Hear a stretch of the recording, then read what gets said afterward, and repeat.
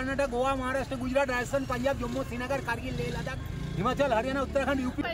এখানে এসে দেখা হয়ে যাবে, মানে আমি ওনাকে মানে শুনেছি ওনার কথা আগে। किया ना হ্যাঁ मुझे जो जब दिखला ना হ্যাঁ यह ऊपर वाला के हाथ में सब कुछ होता है। ব্ল্যাঙ্কেটও নাকি আছে মানে ঠান্ডা লাগার জন্য। जो 10 ओवर में हम चला था ना शिकारा।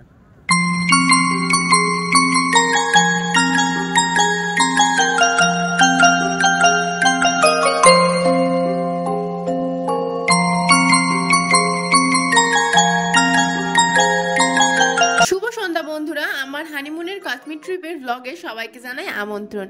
তো আমি আপাতত মানে শ্রীনগরের যে সাইট সিনগুলো করে এখন চলে এসেছি হচ্ছে ডান লেকে। আসলে সকালবেলায় ডান লেকে ওঠা উচিত, তাহলে কিন্তু অনেক কিছু দেখতে পাওয়া যায়, কিন্তু আমার ভাগ্যটা দেখো, সময় আমার হাতে একদমই নেই। তো আমি কি করতে পারি, এখন কিছু করার নেই, তাই জন্য ভাবলাম এসেছি যখন আমি তো চড়েই যাব শিকারা। আসলে এই নৌকাগুলোকে বলা হয় ওখানে শিকারা। তো চলো আমি নৌকায় উঠি আর তোমাদেরকে দেখাই যে এই দেখো, নৌকায় ওঠার সময় তো আমার অবস্থা খুবই খারাপ হয়ে গেছিল। উঠে যা, আস্তে আস্তে ওঠ।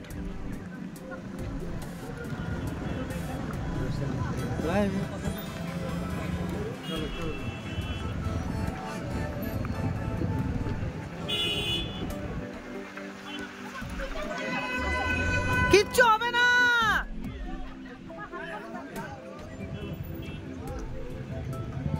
তুই তো সাঁতার জানিস, আমি তো সাঁতার জানি না।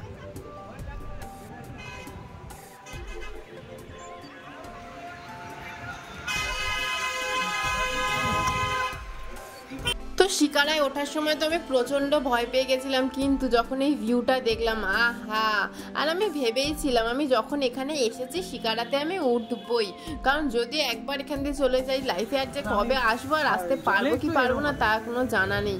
তো ভাবলাম যেখানে এসছি লাইফটাকে ভালোভাবে এনজয় করতে হবে, সময় মুহূর্ত কোনো কিছুই একদম মানে ওয়েস্ট করলে চলবে না, প্রত্যেকটা টাইম আমাদেরকে কি কাজে লাগাতে হবে। তো ভাবলাম এই সন্ধ্যেবেলায় সময় পেয়েছিলাম, তার কারণ কি জানো, কালকে যাবো হচ্ছে আমরা পেহেলগাঁও আর তারপরের দিন যাবো হচ্ছে তোমার গুলমার্গ। তো যার জন্য ওই গুলমার্গ করেই তারপরে আমরা বাড়ি চলে যাবো, যার জন্যই হচ্ছে কি সময় একদমই আমাদের হাতে নেই। আর পেহেলগাঁও গুলমার্গ গেলে তোমার হচ্ছে কি প্রায় সারা দিন লেগে যায়। তো সেই সন্ধ্যেবেলা করেই দুদিন ফিরতে হবে।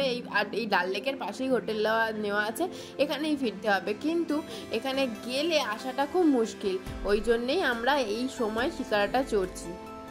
আর এই শিকারায় অনেকগুলো পয়েন্ট দেখায়, প্রায় 7টা পয়েন্ট দেখায়, মানে যে এই শিকারায় করে মানে এই শিকারার আশেপাশে কি বলুন তো, পয়েন্ট বলতে কিছুই না, ওই কলাপাতা মানে কলাপাতা বলছি পদ্মপাতা হয়ে আছে, এইগুলো বোকা বোকা জিনিস দেখিয়ে পুরো আমাদের লুটে নিয়েছে টাকা। কিন্তু এই চড়াটাই হচ্ছে এইটা, মানে শিকারাটা চড়াই ছিল আমাদের ইম্পর্টেন্ট। তো আমার চড়া হয়ে গেছে, আর যেহেতু ভালো আমি ছবি ভিডিও নিতে পারছিলাম না, তার জন্য মানে যে আমাদের শিকারার ড্রাইভার ছিল ওনাকে রিকোয়েস্ট করায় তো আমাদেরকে দাঁড় করিয়েছিল একটা ক্যাফের সামনে। তো সেখানে দাঁড়িয়ে কতগুলো ছবি ভিডিও আমি নিয়েছি, নিয়ে তারপরে আবার শিকারায় উঠে গেছি। তো দেখো আমার মুখ তো তোমরা ভালো করে দেখতেই পাওনি অন্ধকারে, তো ভাবলাম তোমাদেরকে আমার মুখটা দেখাই, দেখো আমি কেমনভাবে ওখানে গিয়েও কিন্তু ফুল মেকআপ করেছিলাম, হ্যাঁ পুরো ড্রেস আপও করেছিলাম। তো এই ড্রেসটা আমি আগের বছরে কিনেছিলাম, তোমরা তো দেখেইছো যারা যারা আমার ব্লগ দেখে থাকো। তো আমি সেই ড্রেসটা পরেই ভাবলাম আজকে কিছু ফটোশ্যুট করবো, সেই ফটোগুলোও তোমরা আপাতত দেখে নিয়েছো। তো এই যে ক্যাফেটা ছেড়ে আমরা চলে যাচ্ছি, আর এখানে মানুষজন সত্যি এত ভালো যে আমরা ক্যাফেতে দাঁড়িয়েছিলাম, আমরা সত্যি কোনো পে করিনি, আমাদেরকে নিজে থেকেই কফি খাওয়ালো। তো আমরা সেই কফিটা খেয়ে বেরিয়ে পড়লাম। আর এই দেখো, এই যে দেখতে পাচ্ছ এত সুন্দর সুন্দর দেখতে নৌকা না জাহাজের মতো লাগছে, এগুলো কিন্তু নৌকা জাহাজ কোনোটাই না, এগুলো হচ্ছে হাউস বোট, এগুলো কিন্তু চলে না জলের মধ্যে, এগুলো হচ্ছে এখানে তৈরি করা হয়েছে অ্যাজ আ হোটেল টাইপের। এই হোটেলে তো গিয়ে তোমরা থাকতে পারো, এই যে লেখা আছে দেখো, এই যে হোটেলগুলো আছে রাজ, তারপরে আরও অনেক ধরনের ভালো ভালো মানে হোটেল বলা, এগুলোকে বলা হয় হচ্ছে হাউস বোট। তো এখানে গিয়ে তোমরা থাকতে পারো, কিন্তু প্রচণ্ড এক্সপেন্সিভ, প্রায় 3 থেকে 4 হাজার টাকা মনে হয় পার ডে। তো আমরা ওই জন্য ওখানে থাকিনি, আমরা তো হোটেলেই থেকেছিলাম, মানে রাস্তার পাশেই। কিন্তু এই হাউস বোটগুলোকে থাকলে কিন্তু প্রচণ্ড এক্সপেন্সিভ, আর প্রচণ্ড মানে তুমি সব রকম ব্যবস্থা পাবে, এত ভালো মানে এত সুন্দর, পুরো রাজমহলের মতো ডেকোরেশন করা ছিল ভিতরে। আমি যা হোক একটু উঁকি মেরে দেখেছিলাম, তোমাদেরকে দেখাতে পারলাম না, তার জন্য সরি।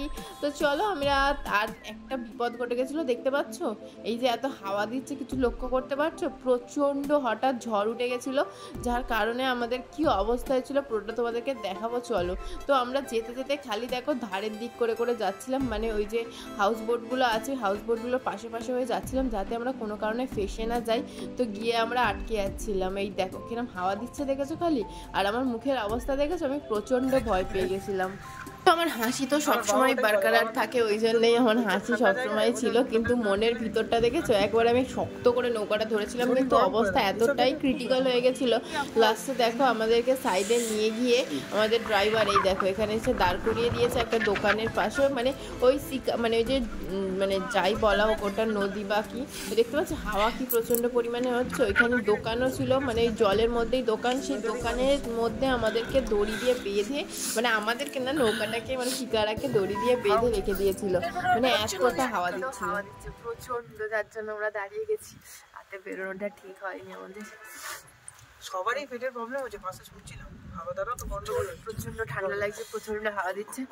মানে চেষ্টা করবো তোমাদেরকে দেখানোর জন্য কোনো একদিন সকালে বেরোনোর জন্য, ঠিক আছে? যদি পারি তো পারি, জানি না टाइमिंग হবে কিনা। आप कौन सी लैंग्वेज में बात कर रहे हैं? उर्दू उर्दू में बात कर रहे हैं?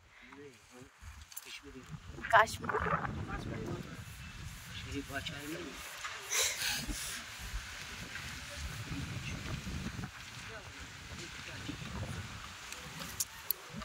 ये आज का ये हवा रुकेगा नहीं? अच्छा अच्छा, ब्लैंकेट भी है? दीजिए ना भैया थोड़ा। না না নেবে না নেবে ব্ল্যাঙ্কেট? না না ছেড়ে ছেড়ে ছেড়ে দরকার এটা উপর দিয়ে নাও না না ব্ল্যাঙ্কেটও নাকি আছে, মানে ঠান্ডা লাগার জন্য। जो 10 ओवर में हम चला था ना शिकारा, उसमें ठंडी ज़्यादा होता है। अच्छा वो ब्लैक कटिंग रखता है, कांगड़ी रखता है। अच्छा, कांगड़ी जानता है? नहीं कांगड़ी क्या चीज है? जो लोहा होता है, लोहा। लोहा किस चीज में लगता है? जो कांगड़ी था लोहा पड़ता है ना, हाँ हाँ हाँ, उसी में रहता है, जो कश्मीरी फार्म लगाता है। अच्छा अच्छा। अच्छा, आपका इधर नवंबर दिसंबर में कितना ठंडा पड़ता है? बहुत बहुत ठंडा है, उसमें भी कस्टमर घूमता है, बहुत नाइस, मतलब उसमें ब्लैक কি করে থাকে মানুষ ওই জন্য ফর্সা বেশি দেখছো, এখানকার লোকের সবাই সবাই কেউ ভালো বলে কেউ নেই।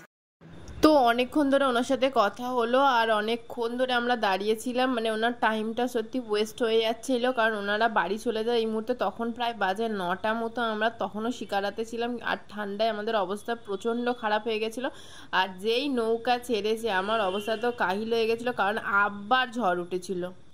এই যে তোর বললে কোনো কারণে একবার ডুবে ঝড় পড়ে ছেড়ে দিয়েছে যদি মনে হয় ঠান্ডা লাগছে, হাওয়া দিচ্ছে উনি ছেড়ে দিয়েছে রে। ঠিক আছে শোন না আমার কথাটা, তো যদি ঠান্ডা লাগে মনে হয় জ্বর টর আসবে, এটা দিয়ে কানে ডেকে নে। জয় মা কালী, জয় মা কালী। বেশি না ফোন নিয়ে বেশি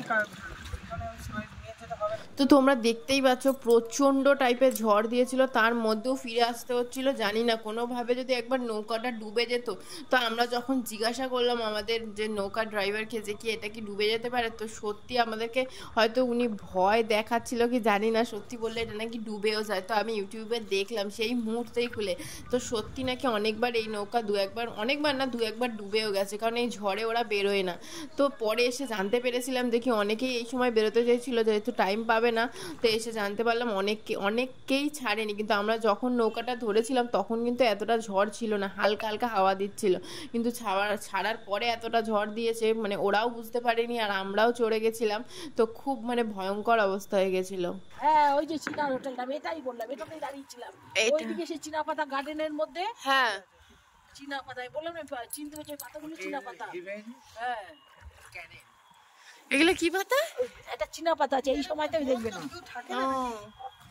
এখানে কেউ ওঠে না। হ্যাঁ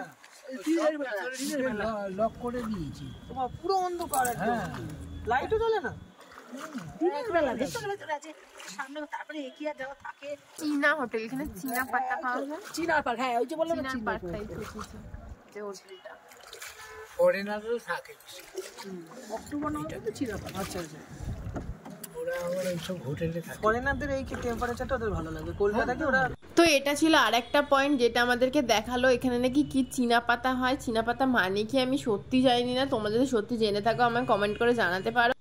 আর ওটাও নাকি এক ধরনের মানে হোটেল টাইপের, তবে হাউস বোট টাইপের নয়, অত সুন্দর নয়, কিন্তু নর্মাল। কিন্তু এখানে নাকি প্রায় মানে বিদেশি লোকেরা মানে ফরেনাররা এসে নাকি এখানে থাকে, ইনাদের কথায় আমি যতটুকু জানতে পারলাম। মানে আমার কোনো মানে জানা নেই এই সম্বন্ধে অতটা। তো আমাদের সঙ্গে একজন গাইড আন্টি আর আঙ্কেল গেছিলেন, যিনি আমাদেরকে সবটা গাইড করে দিচ্ছিলেন।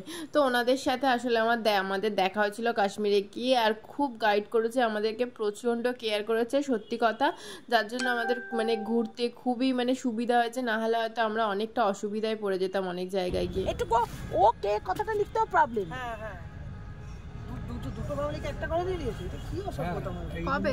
তো আমি খালি বারবার ঘুরে ঘুরে দেখছিলাম যে জায়গাটা এসছে কিনা নামার জায়গাটা। আমার তো কারণ ভয়ে একেবারে অবস্থা খারাপ হয়ে গেছিলো, কখন যে নৌকাটা উল্টে যায় তার কোনো ঠিক নেই। পুরো একটা সেই ভিডিও হয়েছিল না ভাইরাল, যে কি 500 টাকা বেশি দিয়ে দেবো আমাকে নামিয়ে দাও, সেরকম পরিস্থিতি আমার হয়েছিল। তো যখন দেখলাম যে পার্টটা এসে গেছে, এখানে নামবো, খুব আনন্দ হচ্ছিল। যাও তুমি আগে যাও। हरिका क्या होता है?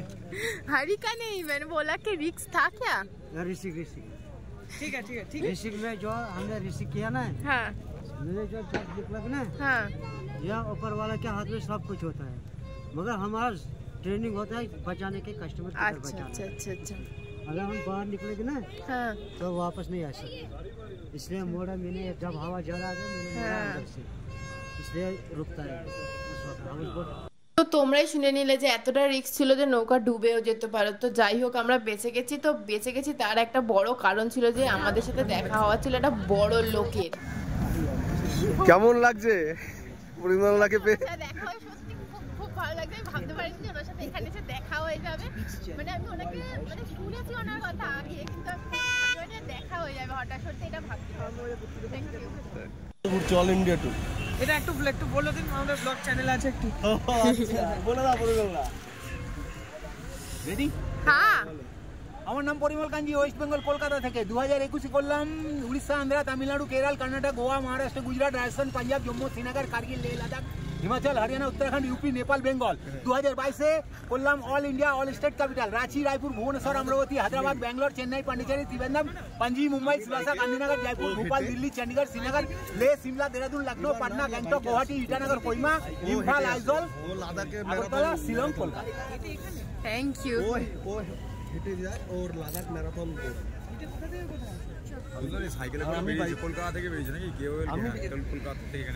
আমাকে না, এই যে দুজন মহারথী আছে আমাকে বলে লাভ নেই। আমার চ্যানেল আছে সেটা বলতে পারো, আমার চ্যানেলের নাম তনুজন হুইল। এটা আমার থার্ড টাইম, এটা আমার থার্ড টাইম। সাইকেলে কলকাতায় কোথায় থাকেন আপনি? দেখি একটু আমি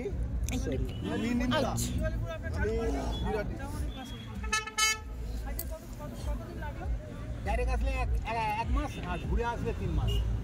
এক মাস ধরে তারপরে ডাইরেক্ট এসে না ও 6 মাস ধরে চলে। তো দেখলে তোমরা আমার কত বড় একটা লোকের সাথে দেখা হয়ে গেছিল। সত্যিকারের আমার প্রচন্ড এক্সাইটেড লাগছিল। এই বয়সে এত ঘোরা ইম্পসিবল।